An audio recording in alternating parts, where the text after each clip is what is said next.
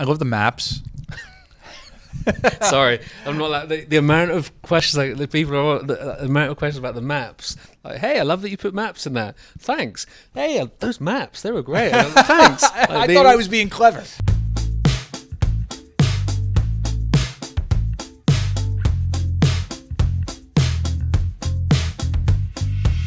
So we're talking about Batman One Dark Knight. There's one word that keeps coming up in my mind when I'm reading this book, and that word is propulsive. There's a sense of motion that carries, like, from page one to the final shot of Batman, like, swinging off as the sun rises. And I want to know how you kind of conceive of a book like that and keep that sense of momentum going over the course of how many pages is this? 120? Yeah, a little more, but yeah, about 144, something like that. I'm really glad you said about 144, something like that. Yeah, sure. I'm really glad you said that though, because that word was literally like in the first line of the pitch. Was like, I want to tell a straightforward, propulsive action story. I tried to choose a story that was fairly direct, fairly straightforward, because I've not done a whole lot of writing. I wanted to choose something simple, I guess, you know, and that was the propulsive element. He's got to get from one side of Gotham to the other in this amount of time. There we go. That's propulsion right there. So, you know, I used a couple of things as like the time stamp, you know, as it gets closer to dawn.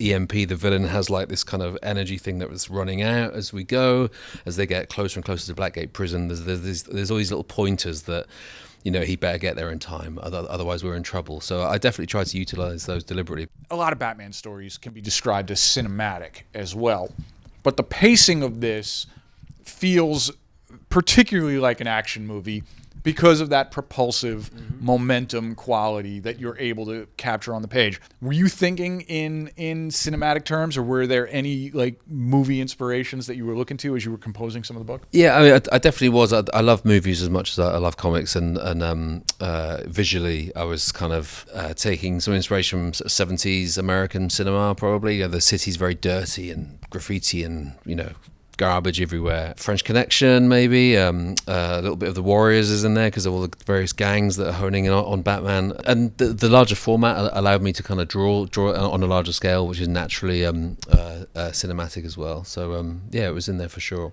I like that you brought up 70s New York cinema. And this is something that I just have as a connection in my mind. It might not even really be a thing, but all those movies feel very hot. Yeah. You know, like Mean Streets is like a hot. It's like it always feels like everybody's sweating on a humid New York day. Taxi Driver feels like everybody is sweating on a humid New York day. Now, French Connection set in the dead of winter, but that's fine. Like that's fine. It's still the spirit of the spirit of the thing. The Warriors, that's a summer night movie, right? This is a summer night Batman story. Yeah, it's a heat wave. Tensions are on edge already. The city's cooking a little bit. You know, it's a little bit sparks of violence and bits and pieces are already kind of kicking off, and then EMP, our villain, then Poor escapes. Guy. I know.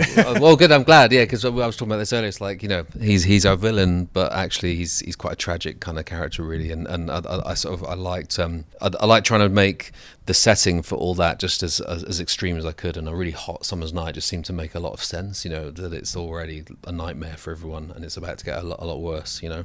Can you talk about the conception of EMP a little bit? He was in the first scene that I imagined when I started the story. I was thinking like a kind of night in the life. Or what does a night in the life of Batman look like? A Monday night. You know, it's probably different to our Mondays, right?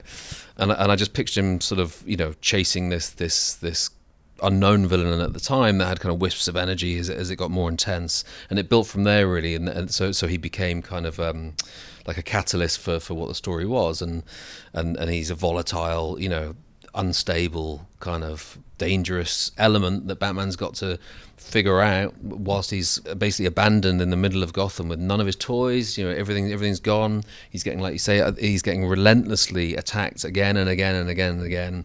And what's going to break him? You know, and spoiler is like, well, it's Batman. You know, it's going to take an awful lot to break him. And who is he when he's right at breaking point? And that's when you hit him with another wave of some crazy business, and he still somehow gets up, you know, wraps his sort of makeshift kind of cowl around his head and puts his fists up, you know. I love the maps. Sorry, I'm not like the amount of questions, like the people are the amount of questions about the maps. Like, hey, I love that you put maps in there. Thanks. Hey, those maps, they were great. Thanks. Like, I thought I was being clever. I'm laughing because I'm pleased because they were actually talking to one of your earlier points. I was really. I wanted to make it as clear as possible, just for the reader to establish the geography. You know, one of the things that really annoys me in movies as well as comics is when you don't get a sense of the geography of the action. And I really wanted to make it as clear as possible what was going on, where he was, and where he needed to go by a certain point. So the maps were like, you know, they just made sense to me. We're going to come back to the maps. All right. But you're right, because the two hardest things to convey, and it's something that will jump out from time to time, is the geography that action is taking place over. Yep. And that's even harder in comics to some degree, probably. Yep. I'm not an artist, but the other is pacing, is time. Mm-hmm. And this story very much feels like it takes place over the allotted amount of time. That's great. Thank you. That's really nice to hear. Yeah, there are sort of there's little craft things you can do to make the geography clearer. Like I love pulling out to a long shot where you see a character and he's looking down on a street and you see what that scene is. Like, I just think that's a really sort of in film as well, a really classy move where you just go, oh, okay, I see what's going on, and then you can go back into the action and tear it up a little bit. But if you do that without the establishing scene, it's like it's all noise, you know. And I was really keen to try and get a sense of location and kind of the geography that sort of made sense, you know. Good. So back to the maps. Yeah. The important bit. I know I love it, and I imagine other readers love it, because it's not something we usually see in comics. Mm-hmm. You know, the actual geography of places like Metropolis and Gotham City is understandably ambiguous. Sure. And here there is specificity that we don't usually get. Are there references, you know, for the actual geography of Gotham City that you had to adhere to when you were creating this stuff? There is/isn't a specific map. I drew the map, and my editor Chris was like, "I'm just gonna have to like check this, you know, that it's okay." But then I never heard anything again. And it's a black label book, which means that I could take a few, you know, kind of creative kind of licenses if I wanted to.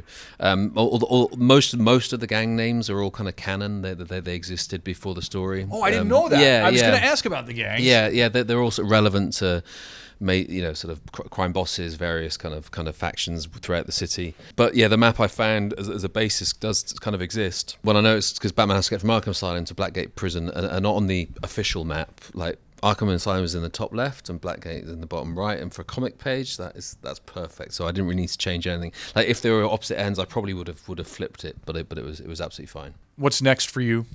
I'm going to take a break. I finished this just before coming out to the States. I've been out here for 3 weeks. I've done a few shows out here. I'm going to go home, take a couple of weeks off, regroup, and we're talking about possibly doing more. So great. Watch this space. Yeah. Can't wait to see it. Thanks, Mike. Thanks so much. Cheers.